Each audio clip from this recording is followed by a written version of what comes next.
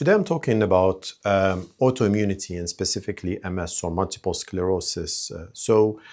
Autoimmunity in general is when the body attacks its own cells. So it's the immune system attacking itself and you end up with an autoimmune condition. For example, thyroid, you get thyroiditis. With gut, patients might get things like Crohn's disease, pericarditis. There's different. And multiple sclerosis. So multiple sclerosis specifically is what I'll be talking more about today. And it happens when there is an excessive inflammation and you have the brain tissue that starts being attacked. You end up with an injury to sort of myelin sheaths. And as a result, these patients experience extreme fatigue, numbness. A lot of these patients end up on a wheelchair, or they can't even walk. Plus, there's a plethora. There's lots of symptoms that patient will experience, and there's different types of the disease. Some of it might keep progressing, whereas other forms can go into remission. So today I'll be put a functional medicine lens on the disease. So this is to support any work that you might be having with your neurologist or your treating doctor. But I just wanted to touch on a few points that I have seen with several patients, and we've had some good results supporting these patients, sometimes reversing or stopping an element of the progression with multiple sclerosis. So the first one is the immune triggers. So with multiple sclerosis or general autoimmune disorders, is there tends to be an infection or some infections as source. So we started seeing lots of autoimmune conditions,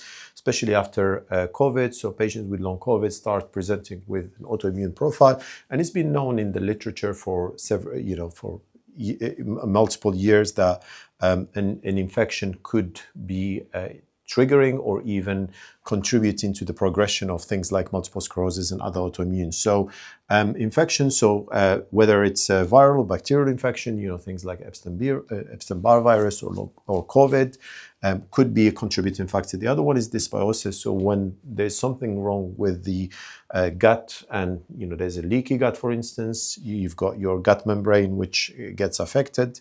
But not just that, even things, toxins, so environmental toxins, mold type of biotoxins, as well as heavy metals. All these things contribute to that toxic load that makes the inflammation and the neuroinflammation increase, and could ultimately make the progression of multiple sclerosis worse.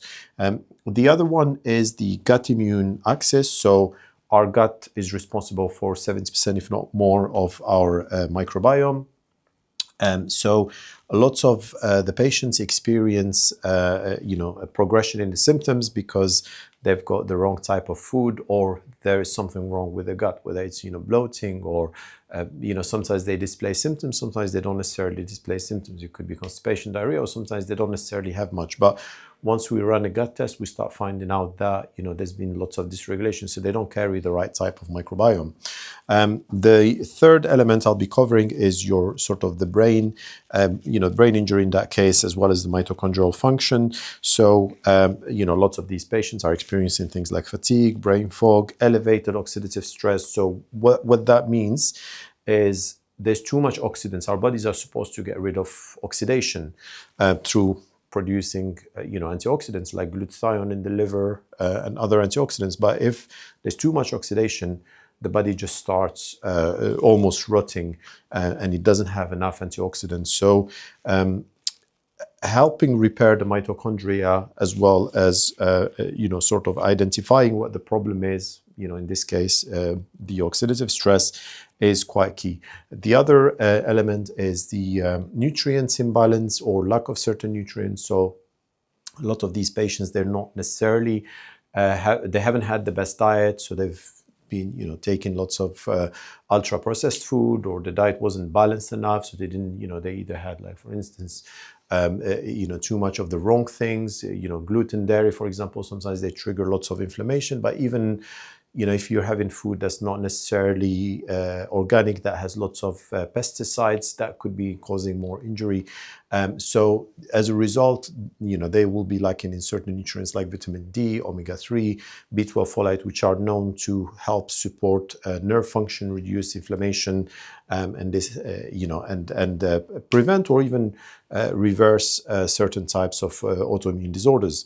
The fifth one is lifestyle. So we've touched on diet, but also, incorporating things like exercise, understanding things like heart rate variability, sleep, and sunlight exposure. So these are the things that we look at when we've got a patient who presents with autoimmune or specifically with multiple sclerosis.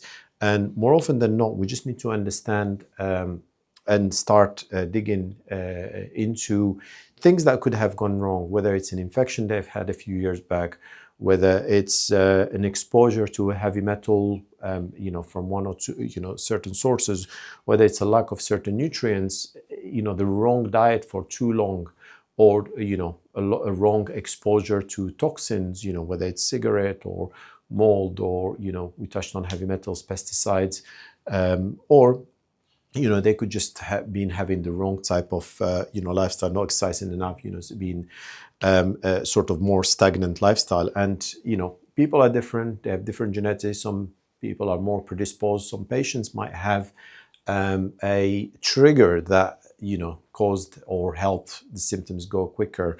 So that's the type of approach that we use with our patients. So if you or a friend have had an autoimmune condition or multiple sclerosis, you wanted to look at it on a functional medicine way or an integrative medicine way alongside with your neurologist approach, then we'll be happy to go deeper into that. And there will be future videos where we're going to discuss more specific approaches, as well as ways we can help these patients to go into remission, and some case studies of patients that have shown improvement. So if you want more of these videos, please subscribe to our channel, and we'll be happy to see you in future videos.